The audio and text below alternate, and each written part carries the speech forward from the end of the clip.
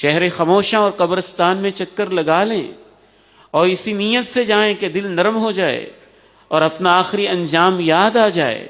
اللہم صلی علی محمد وعلی آل محمد كما صليت على إبراهيم وعلى آل إبراهيم إنك حميد مجيد اللهم بارك على محمد وعلى آل محمد كما باركت على إبراهيم وعلى آل إبراهيم إنك حميد مجيد رب اشرح لي صدري ويسر لي أمري واحلل عقدة من لساني يفقه قولي اللهم انفعني بما علمتني وعلمني ما ينفعني وزدني علما اللهم طهر قلبي من النفاق وعملي من الرياء ولساني من الكذب وعيني من الخيانة فإنك تعلم خائنة الأعين وما تخفي الصدور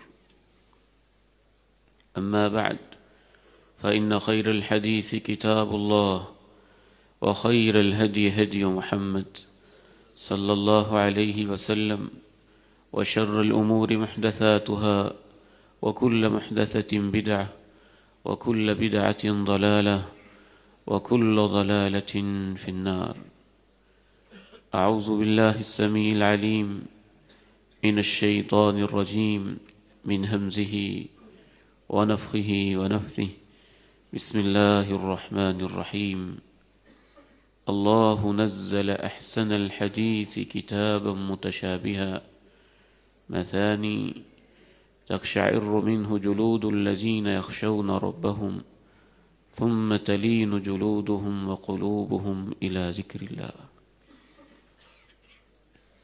وقال عز من قائل سبحانه وتعالى يوم لا ينفع مال ولا بنون إلا من أتى الله بقلب سليم رسول اللہ صلی اللہ علیہ وسلم ارشاد فرماتے ہیں الا ان فی الجسد مضغہ اذا صلحت صلح الجسد كله واذا فسدت فسد الجسد كله الا وهي القلب توجہ سے سن لو جسم میں ایک ایسا ٹکڑا ہے جب وہ ٹھیک ہو جائے تو سارا جسم ہی ٹھیک ہو جاتا ہے اور جب وہ فاسد ہو جائے تو سارا جسم ہی فاسد ہو جاتا ہے۔ پھر آپ نے فرمایا خوب توجہ سے سن لو اس ٹکڑے کا نام دل ہے۔ دل خیر و شر کا میدان ہے، اسی کے اوپر خیر اور شر کی جنگ ہوتی ہے۔ ہر لمحے فرشتے اس کے اندر خیر کا کوئی نہ کوئی پیغام الہام کرتے رہتے ہیں، اور ہر لمحہ میں شیطان اس کے اندر شر کا کوئی نہ کوئی خیال وسوسے کے انداز میں پیدا کرتا رہتا ہے۔ کوئی لمحہ زندگی کا ایسا نہیں ہوتا جس میں دل کے اوپر خیر اور شر کی یہ جنگ جاری نہ ہو۔ اس جنگ کے نتیجے میں پھر دل کی مختلف کیفیتیں ہو جاتی ہیں۔ کبھی یہ قلب سلیم بن جاتا ہے اور کبھی قلب مریض بن جاتا ہے، کبھی قلب میت بن جاتا ہے۔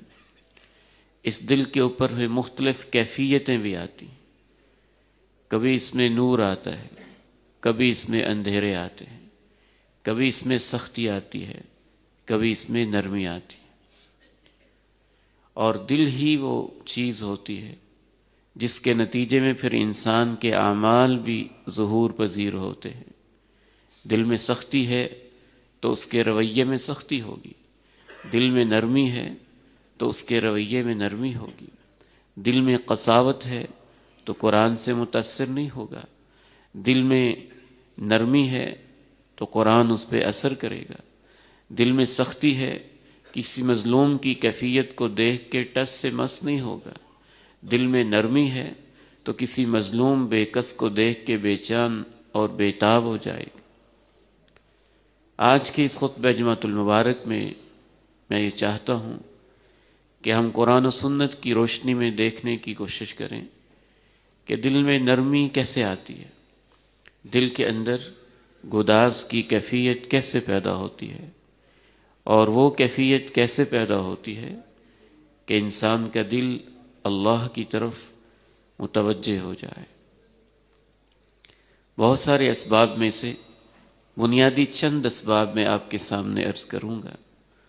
سب سے پہلا سبب دل کے علاج کے لیے، دل کی شفا کے لیے، دل کی نرمی کے لیے، دل کو اللہ کی طرف متوجہ کرنے کے لیے اللہ کا قرآن ہے۔ اس سے بڑی شفا کوئی نہیں ہے، اس سے بڑی وہ کوئی چیز نہیں جو دل کے زنگ کو اتارے۔ اللہ نزل احسن الحدیث کتابا متشابہا مثانی تقشعر منه جلود الذين يخشون ربهم ثم تلين جلودهم وقلوبهم إلى ذكر الله۔ سب سے خوبصورت بات اللہ نے اتاری ہے۔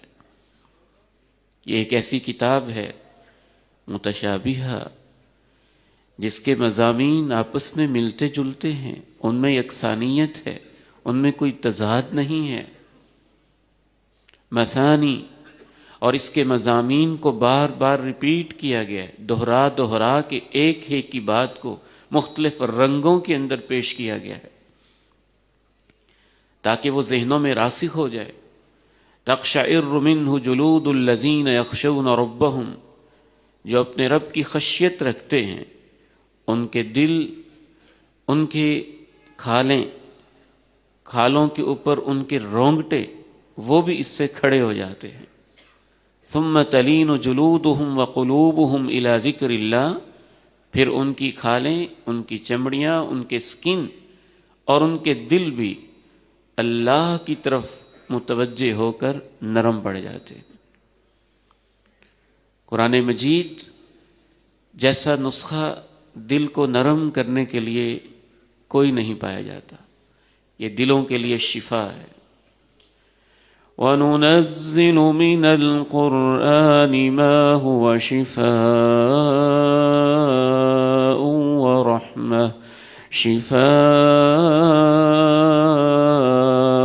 وَرَحْمَةٌ لِّلْمُؤْمِنِينَ۔ ہم قرآن اتارتے ہیں، یہ شفا بھی ہے، یہ اہل ایمان کے لیے رحمت بھی ہے۔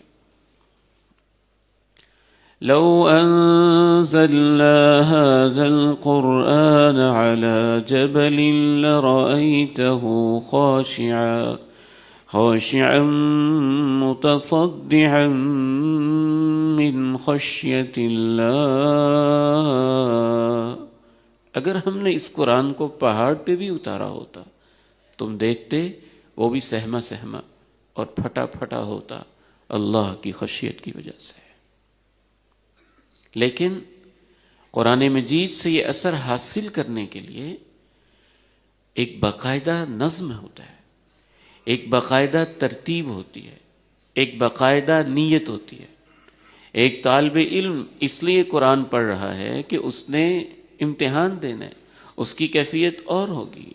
ایک شخص قرآن اس لیے پڑھ رہا ہے کہ اس کی نیت کوئی اور ہے، تو اس کی کیفیت اور ہوگی۔ ایک اس لیے قرآن پڑھ رہا ہے کہ اس نے ترجمہ قرآن کا فرسٹ ایئر میں پیپر دینا ہے، تو اس کی کیفیت اور ہوگی۔ ایک اس لیے قرآن کی تلاوت کر رہا ہے تو اس کے سلیبس کا حصہ ہے اور وہ 60-70 نمبر بس لینا چاہتا ہے، تو اس کی کیفیت اور ہوگی۔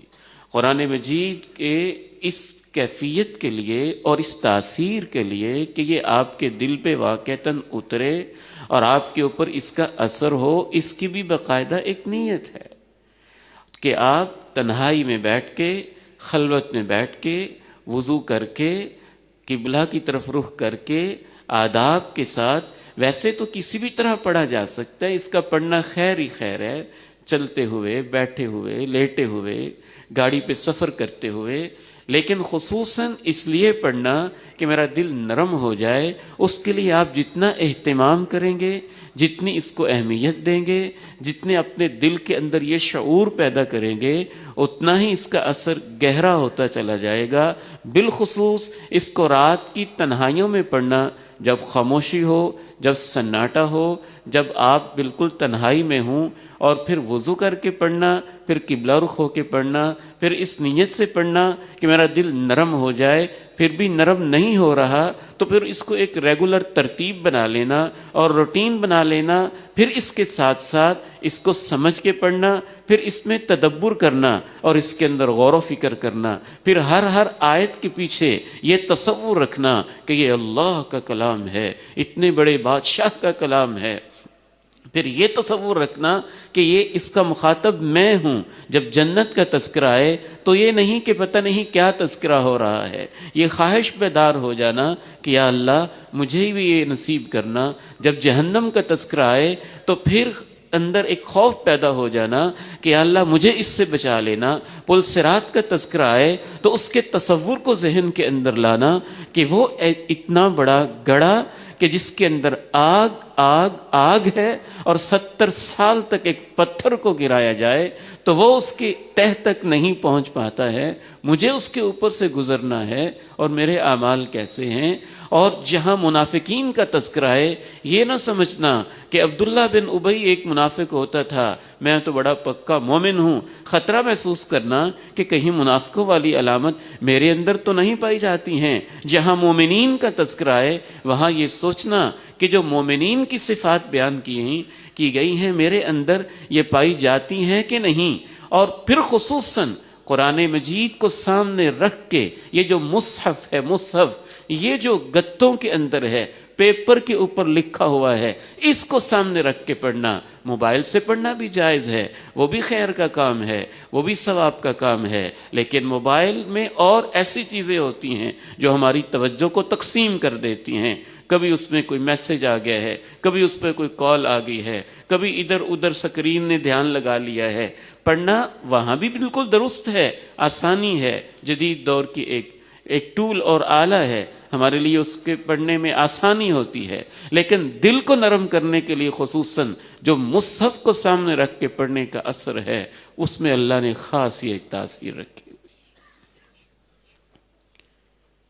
رسول اللہ صلی اللہ علیہ وسلم عبداللہ بن مسعود رضی اللہ تعالی عنہما سے کہتے ہیں، عبداللہ مجھے قرآن تو سنائے، اس کے پڑھنے کا اپنا اثر ہے، غور و فکر کے اندر اپنا اثر ہے، تدبر میں اپنا اثر ہے، اس کو سننے میں بھی اپنا اثر ہے۔ پڑھنے سے بھی دل نرم ہوتا ہے، سننے سے بھی دل نرم ہوتا ہے، دونوں کے اندر ہی دل کی شفا اللہ رب العزت نے رکھی ہے۔ اب اس کے سننے کی تاثیر ملاحظہ کیجئے۔ امام کائنات علیہ الصلاۃ والسلام اپنے صحابی سے کہہ رہے ہیں مجھے پڑھ کے قرآن سناؤ۔ صحابی کہتے ہیں اقرأ علیک وعلیک انزل، میں آپ کو پڑھ کے سناؤں؟ آپ کو تو جبریل سناتا ہے، آپ پہ تو جبریل لے کے اترتا ہے۔ آپ فرماتے ہیں انی احب ان اسمعہ من غیری، میں کسی اور سے سننا چاہتا ہوں، مجھے قرآن سناؤ۔ تو جناب ابن مسعود رضی اللہ تعالی عنہ قرآن کی تلاوت شروع کر دیتے ہیں، کرتے کرتے یہاں پہ پہنچتے ہیں فَكَيْفَ إِذَا جِئْنَا مِن كُلِّ أُمَّةٍ بِشَهِيدٍ وَجِئْنَا بِكَ عَلَى هَؤُلَاءِ شَهِيدًا۔ وہ کیسا منظر ہوگا جب ہم ہر امت سے ایک گواہ کھڑا کریں گے، اور اے میرے محبوب پیغمبر علیہ الصلاۃ والسلام آپ کو ان کے اوپر گواہی دینے کے لیے لے کے آئیں گے۔ تو آپ نے ہماری طرح تو نہیں سنا ہوگا نا، جیسے یہ آیت آئی آپ کے ذہن میں قیامت کا منظر آیا ہوگا، اور آپ کے ذہن میں یہ سارے تصورات، پتہ نہیں انہوں نے کیا اندر ہلچل پیدا کی ہوگی کہ قیامت کی عدالت لگی ہوئی ہے، رب العالمین اپنے جلال کے ساتھ میدان محشر میں تشریف لا چکے ہیں۔ جناب آدم اور ان کے امتی سامنے ہیں، جناب نوح اور ان کے امتی سامنے ہیں، ابراہیم اور ان کے امتی سامنے ہیں، جناب موسیٰ و عیسیٰ اور ان کے امتی سامنے ہیں، علیہم السلام اجمعین۔ یہ تمام عظیم انبیاء گواہی دیتے چلے جا رہے ہیں۔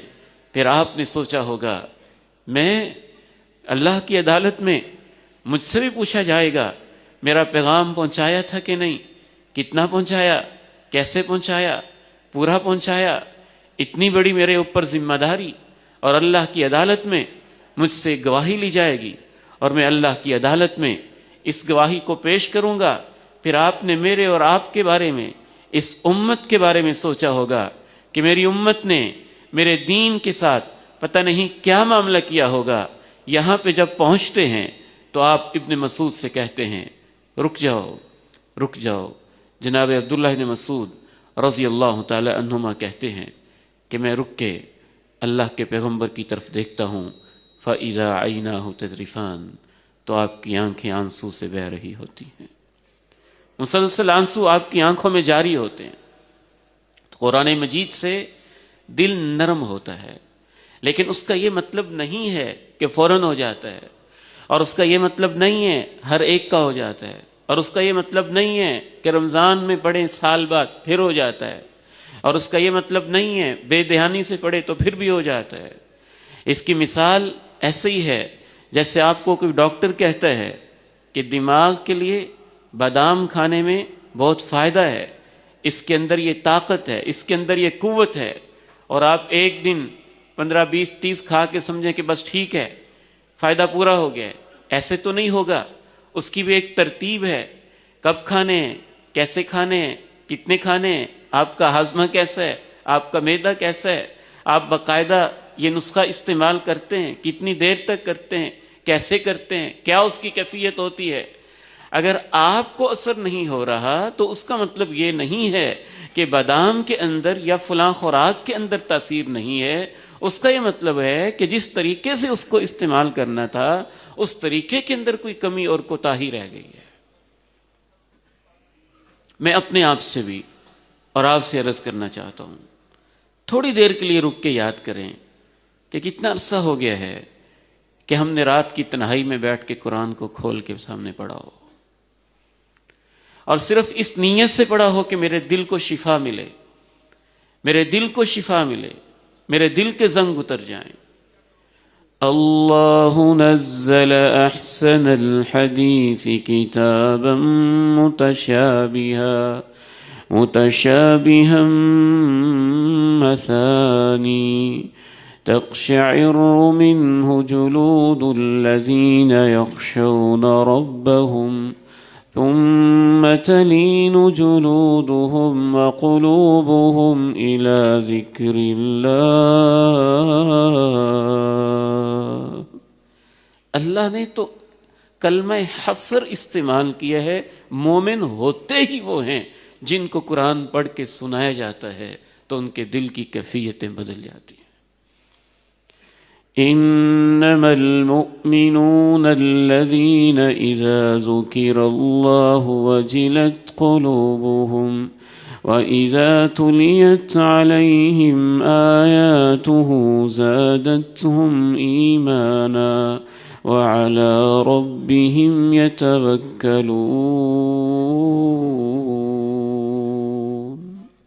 اہل ایمان تو وہ ہوتے ہیں جب اللہ کا ذکر کیا جاتا ہے تو ان کے دل کانپنے لگتے ہیں، اور جب ان کو اس کی آیات پڑھ کے سنائی جاتی ہیں تو ان کے ایمان میں اضافہ ہو جاتا ہے۔ وَعَلَىٰ رَبِّهِمْ يَتَوَكَّلُونَ، اور وہ اپنے رب پہ توکل کرتے ہیں۔ جناب عمر رضی اللہ تعالی عنہ سورہ یوسف سے بڑی محبت کرتے تھے اور اس کی تلاوت کیا کرتے تھے۔ وہ عمر جو جری ہے، دلیر ہے، بہادر ہے، توانا ہے، جس کے دل کو اللہ نے بڑا مضبوط بنایا ہے، لیکن اللہ کا قرآن جب پڑھتے تو بعض دفعہ سورہ یوسف پڑھتے پڑھتے یہاں پہنچے، انما اشکو بثی وحزنی الی اللہ، میں اپنے غم، میں اپنے دکھ اللہ کے سپرد کرتا ہوں۔ یہاں تک پہنچے تو ایسی ایک چیخ سی نکلی، آواز نکلی کہ صف کے آخر میں جو لوگ تھے انہوں نے بھی جناب عمر کی اس سسکی کو سن لیا کہ جناب عمر کی سسکی کیسے بندھی ہوئی ہے۔ تو پہلی چیز جس سے دل نرم ہوتا ہے وہ قرآن کی تلاوت ہے، لیکن اس میں نے چند ایک باتیں آپ کے سامنے رکھی ہیں۔ اس نیت سے تلاوت کہ میرا دل نرم ہو جائے، خلوت میں تلاوت کہ میرا دل نرم ہو جائے، وضو کر کے آداب کے ساتھ تلاوت کہ دل نرم ہو جائے، سمجھ کر تلاوت تاکہ دل نرم ہو جائے، اس کو اپنے اوپر اپلائی کرنا اور اپنے اوپر ایک ایک آیت کا مخاطب اپنے آپ کو سمجھنا کہ یہ اللہ مجھ سے کہہ رہا ہے، یہ میرے بارے میں کہہ رہا ہے۔ اس سے انسان کے دل میں نرمی اور گداز کی کیفیت یقینی طور پہ پیدا ہوتی ہے، اور پھر اس کو ایک مسلسل عمل بنانا اور اس کو ایک روٹین بنانا اور اس کی ایک ترتیب رکھنا۔ صحابہ کرام رضوان اللہ علیہم اجمعین نے تو اکثر صحابہ کا یہ معمول تھا 7 دن کے اندر قرآن کی تلاوت، مکمل قرآن کی تلاوت پوری کر لیتے تھے۔ اور یہ جو قرآن کی 7 منزلیں ہیں اسی لیے انہوں نے بنائی ہوئی تھیں۔ 7 منزلوں کا یہی مطلب ہے کہ ایک ہفتے کے اندر وہ قرآن کی تلاوت کو مکمل کیا کرتے تھے۔ آگے بڑھتے ہیں۔ دوسری چیز جس سے انسان کا دل نرم ہوتا ہے وہ تفکر ہے، تدبر ہے، غور و فکر ہے، جس کی ہمیں اس دور میں بہت کم فرصت ملتی ہے۔ اگر ہم اس قدر مصروف ہو چکے ہیں کہ کبھی بھی تنہائی میں ہم آدھ گھنٹہ بیٹھے ہی نہیں، کبھی خلوت میں ہم 40-45 منٹ بیٹھے ہی نہیں۔ مجھے تو یوں لگتا ہے کہ آج کے دور میں ہمیں خلوت ملتی ہی نہیں۔ خلوت کا مطلب یہ ہوتا ہے کہ آپ کو کوئی دھیان لگانے والا نہیں ہے۔ خلوت کا مطلب یہ ہوتا ہے کہ آپ کو فوکس مل گیا ہے۔ خلوت کا مطلب یہ ہے کہ آپ ایک چیز پہ کنسنٹریٹ ہو رہے ہیں، ایک چیز پہ آپ توجہ کر رہے ہیں۔ خلوت کا مطلب یہ ہوتا ہے کہ دائیں بائیں جو آپ کو چیزیں غافل کرنے والی ہیں وہ آپ کے پاس موجود نہیں ہیں۔ اگر اس معنی میں اور آپ خلوت لینا چاہتے ہیں تو تب تک نہیں ملے گی جب تک ہم تنہا نہ ہوں، تب تک نہیں ملے گی جب تک ہم باہر نہ نکلیں، تب تک نہیں ملے گی جب تک ہم کبھی کسی پہاڑ کی طرف جا رہے ہوں، کبھی کسی تنہائی میں جا رہے ہوں۔ اللہ کے نبی کی سنت ہے خلوت حاصل کرنا۔ جب آپ کو نبوت نہیں ملی تھی آپ تو تب بھی غار حرا میں جایا کرتے تھے۔ کان یتحنث بغار حراء، اور خلوت لینے ہی جاتے تھے، تنہائی کے لیے ہی جاتے تھے۔ اللہ رب العزت نے اس میں ایک خاص تاثیر رکھی ہوتی ہے۔ جب تک آپ موبائل کو آف نہیں کریں گے، جب تک آپ اس کو سائڈ پہ نہیں رکھیں گے، جب تک آپ اس سے کچھ لمحوں کے لیے ایک سائڈ پہ کر کے یہ مطمئن نہیں ہو جائیں گے کہ ٹھیک ہے اب مجھے تنہائی مل گئی ہے، تو خلوت تو نہیں ملے گی۔ تو خلوت کے اندر پھر غور و فکر کرنا، تفکر کرنا، تدبر کرنا۔ کس چیز میں؟ کبھی قرآن کی آیات میں، کبھی اپنی زندگی میں، کبھی اپنے انجام پہ، کبھی زمین کی تخلیق پہ، کبھی آسماں کی بلندی پہ، کبھی آبشاروں پہ، کبھی دریاؤں پہ، کبھی بہتے سمندروں پہ، کبھی سورج چاند تارے پہ، اور ان کے ذریعے سے اللہ کی عظمت کو یاد کرنا کہ وہ خالق جس نے میرے لیے اتنا کچھ بنایا ہے وہ کتنا عظیم ہوگا۔ اس سے انسان کا دل نرم ہوتا ہے۔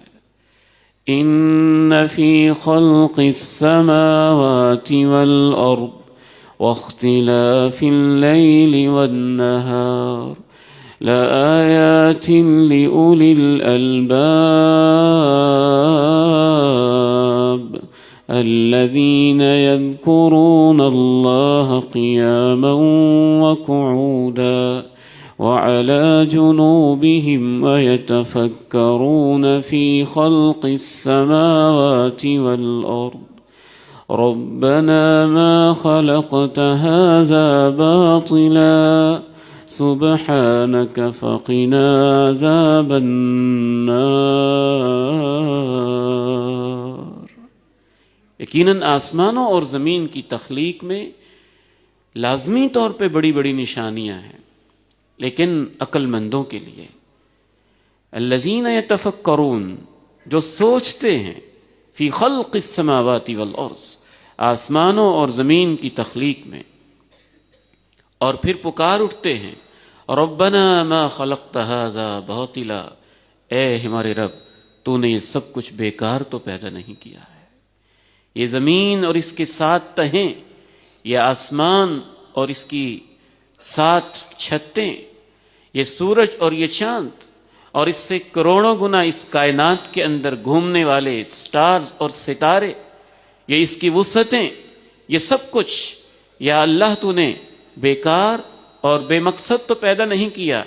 یہ دن کا جانا، یہ رات کا آنا، یہ رات کی سفید دن کی روشنی کے اوپر رات کی سیاہ چادر کا یوں ڈل جانا، دن کا بڑھنا، دن کا کم ہونا، وقت کے ساتھ ساتھ زندگی کا گزرتے چلے جانا، یہ سب کچھ اللہ تو نے بے مقصد تو پیدا نہیں کیا۔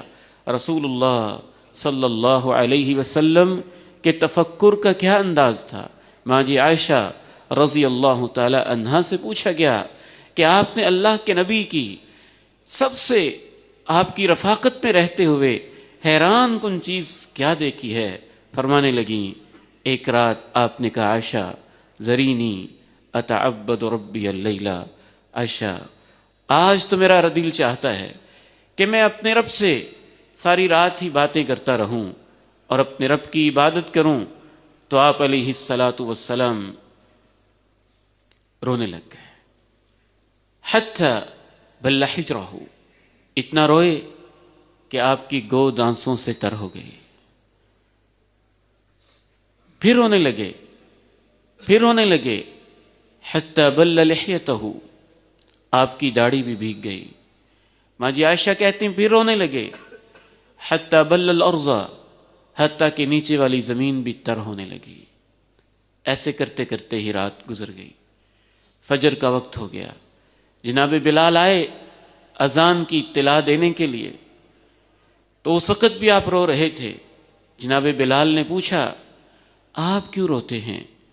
آپ کو تو اللہ رب العزت نے سب کچھ گارنٹی دے کے معاف کیا ہوا ہے، اور آپ کو اللہ نے یہ مقام دیا ہوا ہے، آپ اتنا کیوں روتے ہیں؟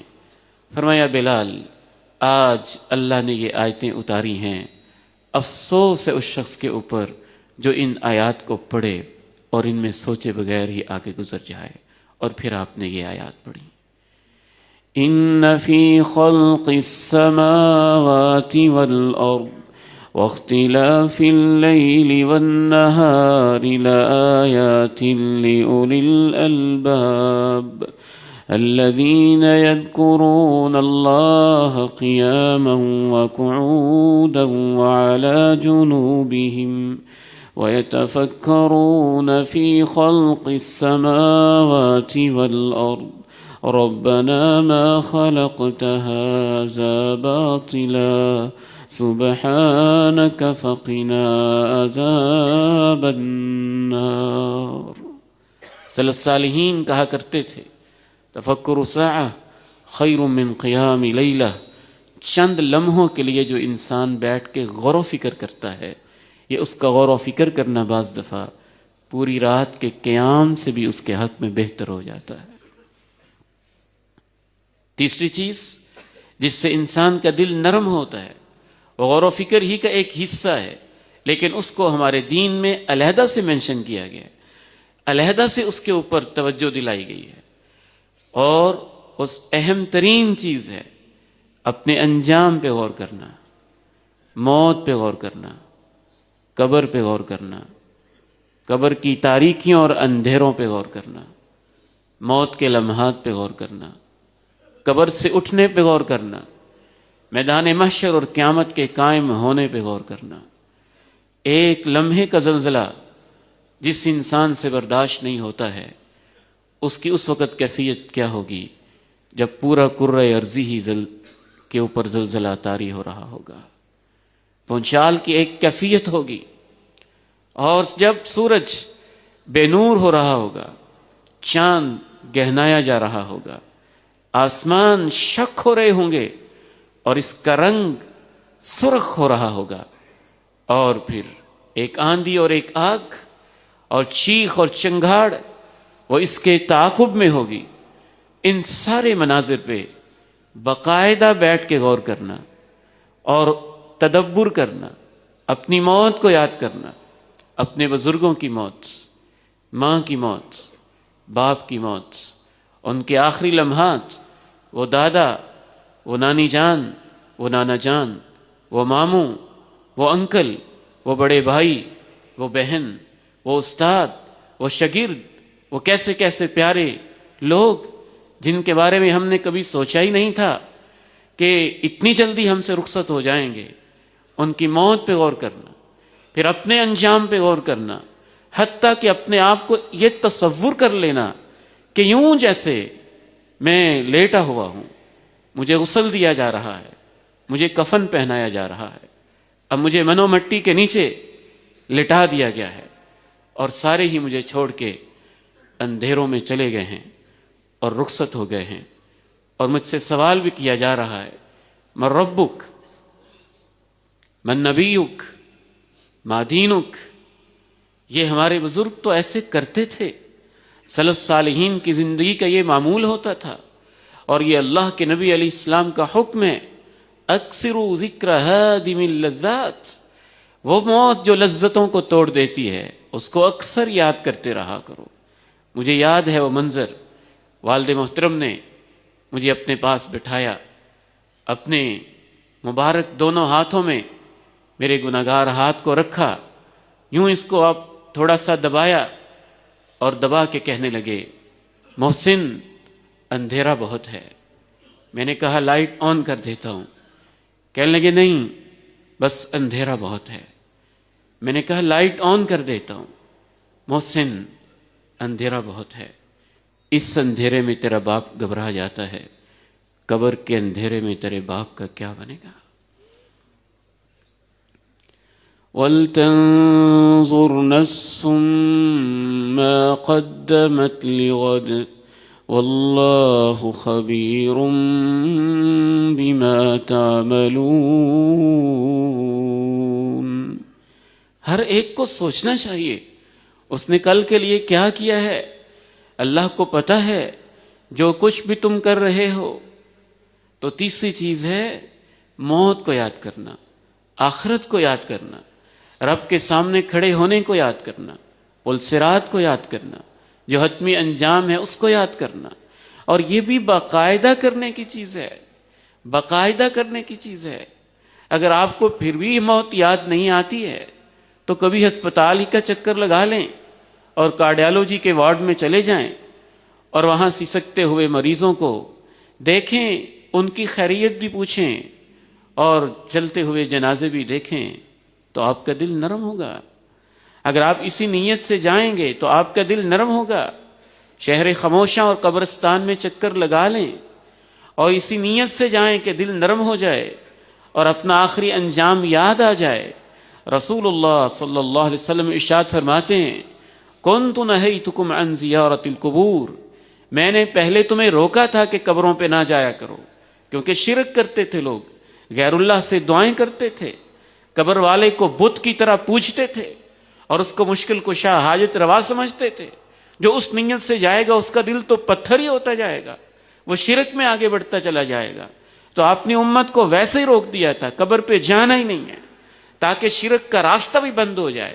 لیکن پھر آپ نے فرمایا اب میں تمہیں اجازت دیتا ہوں، قبرستان جایا کرو، فَإِنَّهَا تُذَكِّرُ الْآخِرَةَ، اس سے انسان کو اپنی آخرت یاد آتی ہے، اس سے آخرت کی یاد دہانی ہوتی ہے۔ تو یہ تیسری چیز ہے جس سے دل انسان کا نرم پڑ جاتا ہے۔ چوتھی چیز جس سے انسان کا دل نرم ہوتا ہے وہ ایک بڑی ہی منفرد چیز ہے جس کو ہم نے بہت کم وقت دیا ہے، وہ اللہ کا ذکر ہے۔ تنہائی میں اللہ کا ذکر، خلوت میں اللہ کا ذکر، اور ذکر میں بالخصوص یا حی یا قیوم برحمتک استغیث اصلح لی شأنی کلہ ولا تکلنی الی نفسی طرفۃ عین لا الہ الا اللہ وحدہ لا شریک لہ لہ الملک ولہ الحمد وہو علی کل شیء قدیر۔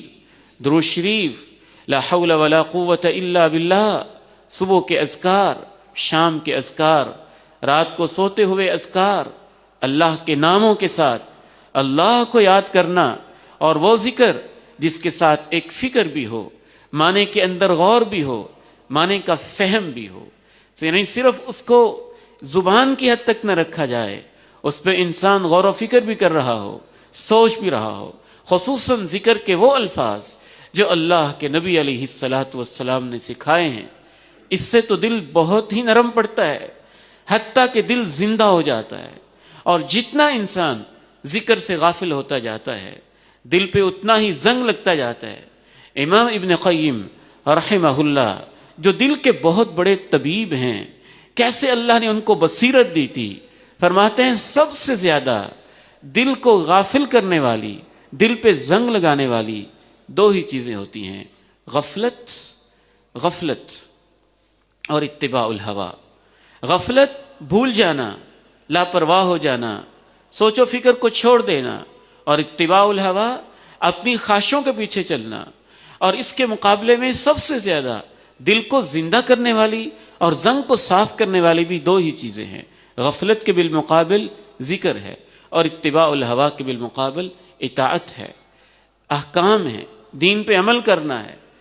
پھر ایک خوبصورت آیت پیش کرتے ہیں کہ اس آیت سے وہ جس نتیجے پہ پہنچے ہیں، وَلَا تُطِعْ مَنْ أَغْفَلْنَا قَلْبَهُ عَنْ ذِكْرِنَا وَاتَّبَعَ هَوَاهُ وَكَانَ أَمْرُهُ فُرُطًا۔ اس کے پیچھے نہ چلا کرے جس کے دل کو ہم نے غافل کر دیا ہے اور وہ اپنی خواہشوں کے پیچھے چلا ہوا ہے، اور اس وجہ سے اب وہ حد سے بڑھ چکا ہے، اس کے سامنے کوئی لیمٹ باقی ہی نہیں ہے۔ تو ذکر الہی اور خصوصاً وہ ذکر جس میں اس معنی کے اندر غور و فکر بھی ہو، اس سے انسان کا دل نرم ہوتا ہے، اس کو زندگی ملتی ہے، دل کو بھی زنگ لگ جاتا ہے جیسے لوہے کو زنگ لگ جاتا ہے۔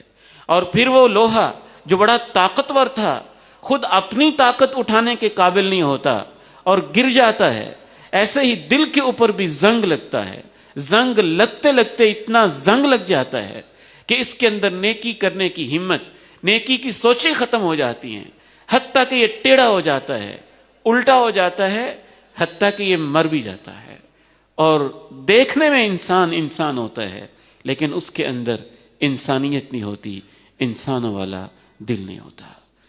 کَلَّا بَلْ رَانَ عَلَى قُلُوبِهِمْ مَا كَانُوا يَكْسِبُونَ فِي قُلُوبِهِمْ مَرَضٌ فَزَادَهُمُ اللَّهُ مَرَضًا۔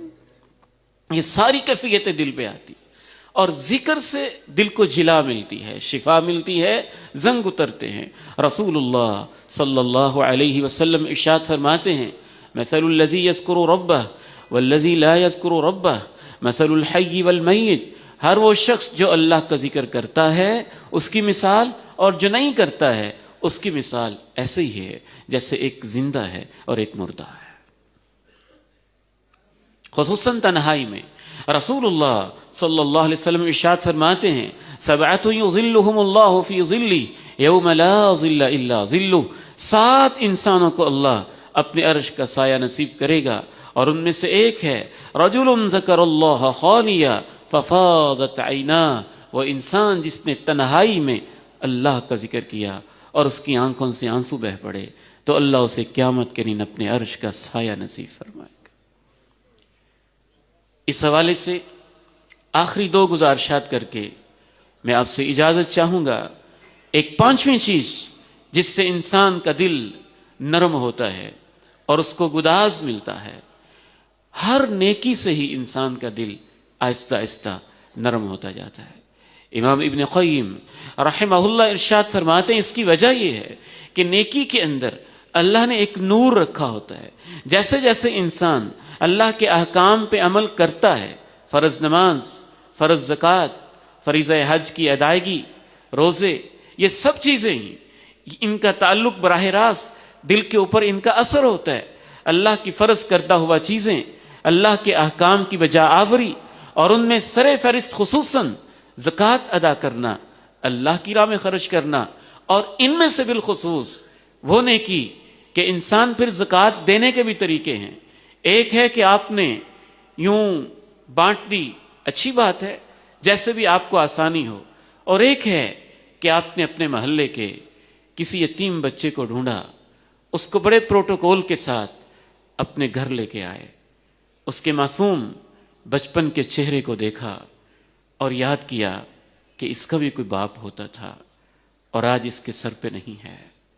پھر اس کے سر پہ آپ نے ہاتھ پھیرا، پھر آپ نے اس کی کفالت اپنے ذمہ لے لی۔ کر کے دیکھیں تو صحیح دل نرم کیسے ہوتا ہے، کبھی آپ ایسے کر کے دیکھیں تو صحیح، کوئی غریب اور فقیر انسان جس کو کھانے کے لیے کچھ ملتا ہی نہیں، اہتمام کے ساتھ آپ نے اسے بلایا، اپنے گھر اس کی دعوت کی اور بڑے پروٹوکول کے ساتھ آپ نے اس کو کھانا کھلایا، اور ساتھ ہی آپ نے سوچا اے اللہ یہ بھی تیرے بندے ہیں جو صبح و شام پیٹ بھی نہیں بھر سکتے ہیں، جن کے لیے سایہ کرنے کے لیے چھت ہی موجود نہیں ہے، اور جن کے پاس اپنی رہائش ہی موجود نہیں ہے، اور میرے اوپر تو نے کیا کیا انعام کر رکھا ہے، پوری عزت کے ساتھ، احترام کے ساتھ اور بڑے ہی خاص انداز کے ساتھ آپ جب یتیم کے ساتھ ہمدردی کرتے ہیں اور مسکین کے ساتھ ہمدردی کرتے ہیں، وہ ایک نیکی بھی ہوتی ہے، وہ رحم دلی کی نشانی بھی ہوتی ہے، اور اس سے انسان کا دل نرم ہوتا بھی جاتا ہے۔ رسول اللہ صلی اللہ علیہ وسلم کے سامنے ایک شخص آ کے کہتا ہے کہ میرا دل سخت ہے، کیسے نرم ہوگا؟ تو آپ اسے فرماتے ہیں اگر تو چاہتا ہے کہ تیرا دل نرم ہو جائے فَأَطْعِمِ الْمِسْكِينَ وَانْصَحْ رَأْسَ الْيَتِيمِ، تو دو کام کیا کر، مسکین کو کھانا کھلا، وَامْسَحْ رَأْسَ الْيَتِيمِ، اور یتیم کے سر پہ محبت کے ساتھ ہاتھ پھیرا کر، اس سے تیرا دل نرم ہو جائے گا۔ یعنی مجموعی طور پہ ہر نیکی سے ہوتا ہے، لیکن خصوصاً وہ نیکیاں جن کا تعلق فرائض کے ساتھ ہے، ان کو کرنے کے بعد پھر نفلی نیکیاں کرنا، اور نفلی نیکیوں میں حقوق العباد، اور حقوق العباد میں بالخصوص اللہ کی راہ میں خرچ کرنا، اور خرچ کرنے کے اندر بالخصوص یتیم پر، مسکین پہ خرچ کرنا، اس سے انسان کا دل نرم ہوتا جاتا ہے۔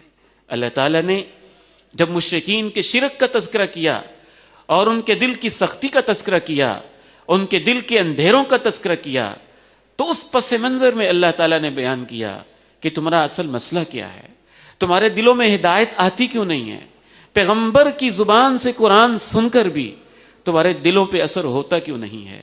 تو اللہ رب العزت نے کہا تمہارا اصل مسئلہ یہ ہے تحبون المال حبا جما، کہ تمہیں مال سے شدید محبت ہے، اور اس کو سمیٹ سمیٹ کے اور مال ہی کی فکر میں تمہارا دل سخت ہو چکا ہے، اور تمہارا مسئلہ یہ ہے کہ تم وراثت ہڑپ کر کے کھا جاتے ہو، تمہارا مسئلہ یہ ہے تم نہ مسکین کو کھلاتے ہو اور نہ ہی مسکین کو کھلانے کی ترغیب دیتے ہو۔ یہ وجوہات اللہ نے اس پس منظر کے اندر واضح کی، جن سے یہ پتہ چلتا ہے کہ جیسے ہی انسان مال کی محبت میں مبتلا ہوتا ہے دل سخت ہوتا جاتا ہے، اور جیسے ہی انسانوں سے محبت کرتا جاتا ہے اور انسانوں پہ خرچ کرتا جاتا ہے اس کا دل نرم ہوتا جاتا ہے۔ وَيْلٌ لِكُلِّ هُمَزَةٍ لُمَزَةٍ الَّذِي جَمَعَ مَالًا وَعَدَّدَهُ يَحْسَبُ أَنَّ مَالَهُ أَخْلَدَهُ كَلَّا لَيُنبَذَنَّ فِي الْحُطَمَةِ وَمَا أَدْرَاكَ مَا الْحُطَمَةُ نَارُ اللَّهِ الْمُوقَدَةُ التي تطلع على الأفئدة إنها عليهم مؤصدة في عمد ممددة۔ تباہی ہے اس شخص کے لیے جو اشاروں کنایوں سے زبان سے مذاق ہی کرتا رہتا ہے، تانے ہی دیتا رہتا ہے، مال کو سمیٹتا رہتا ہے، اس کو گنتا ہی رہتا ہے، وہ سوچتا ہی رہتا ہے کہ ایسے ہی میں ہمیشہ رہ جاؤں گا۔ ہرگز نہیں، اس کو ایک چورا چورا کرنے والی بلا کے اندر پھینک دیا جائے گا۔ تمہیں کیا خبر وہ چورا چورا کرنے والی کیا ہے؟ وہ اللہ کی بھڑکائی ہوئی آگ ہے جو ان کے دلوں پہ چڑھے گی۔ اس کی تفسیر میں لکھا ائمہ نے کہ جہنم کی آگ تو ہے ہی اس لیے کہ جن کے دل پتھر ہیں ان کو اس آگ میں ڈال کے پگھلایا جائے، کیونکہ وہ دنیا میں نرم نہیں ہوئے تھے۔ اب ان کو ایسے ہی نرم کیا جائے گا، ایسے ہی ان کو پگھلایا جائے گا۔ تو اس کا گہرا تعلق ہوتا ہے۔ آخری بات इस हवाले से अर्ज करके अल्लाह ताला से दुआ गो हैं अल्लाह हमारे दिल को नरम कर दे। अल्लाह से दुआ करना कि अल्लाह मुझे क़ल्ब ख़ाशिअ, क़ल्ब सलीम और क़ल्ब लय्यिन, नरम दिल नसीब फरमा दे। अल्लाहुम्मा इन्नी अऊज़ु बिका मिन इल्मिन ला यनफ़अ व मिन क़ल्बिन ला यख़शअ, वो इल्म जिसका फ़ायदा ही कोई नहीं होता, या अल्लाह उससे मैं तेरी हिफाजत में आता हूँ। और वो दिल जिसमें कोई खुशू, कोई नरमी नहीं होती, उससे भी या अल्लाह मैं तेरी हिफाजत में आता हूँ। और अल्लाह से ये दुआ करते रहना कि या अल्लाह मेरे दिल को नरम कर दे, और अपने दिल का ध्यान रखना, ख्याल रखना। इसको डस्टबिन नहीं बनाना है। बुग़ज़, कीने, हसद, सब कुछ इसके अंदर जब जमा होता जाता है तो नरम कैसे होगा? इसका ध्यान भी रखना पड़ता है, ख्याल भी रखना पड़ता है। अल्लाह ताला से दुआ है मुझे और आपको दिल की नरमी नसीब फरमाए। व आखिरु दावाना अल्हम्दुलिल्लाहि रब्बिल आलमीन। अल्हम्दुलिल्लाह अल्हम्दुलिल्लाहि नहमदुहु व नस्तईनुहु व नस्तगफिरुह व नऊज़ु बिल्लाहि मिन शुरूरि अनफुसिना व मिन सय्यिआति अमालिना। अशहदु अन ला इलाहा इल्लल्लाह वहदहु ला शरीका लह व अशहदु अन्न मुहम्मदन अब्दुहु व रसूलुहु सल्लल्लाहु अलैहि व अला आलिहि व सहबिहि व सल्लम। अल्लाहुम्मा सल्लि अला मुहम्मदिन व अला आलि मुहम्मद कमा सल्लैता अला इब्राहीम व अला आलि इब्राहीम इन्नका हमीदुम मजीद। अल्लाहुम्मा बारिक अला मुहम्मदिन व अला आलि मुहम्मद कमा बारकता अला इब्राहीम व अला आलि इब्राहीम इन्नका हमीदुम मजीद। रब्बना ज़लमना अनफुसना व इन लम तग़फिर लना व तरहमना लनकूनन्न मिनल ख़ासिरीन। रब्बना आतिना फ़िद दुनिया हसनह व फ़िल आखिरति हसनतन व क़िना अज़ाबन नार। अल्लाहुम्मा तह्हिर क़ल्बी मिनन निफ़ाक़ व अमली मिनर रिया व लिसानी मिनल कज़िब व ऐनी मिनल ख़ियानह फ़इन्नका तअलमु ख़ाइनतल अयुनि व मा तुख़फ़िस सुदूर। रब्बना तक़ब्बल मिन्ना इन्नका अंतस समीउल अलीम व तुब अलैना इन्नका अंतत तव्वाबुर रहीम। व सल्लल्लाहु तआला अला खैरि खल्क़िहि मुहम्मदिन व अला आलिहि व सहबिहि व अत्बाइहिम अजमईन। आमीन बिरहमतिका या अरहमर राहिमीन।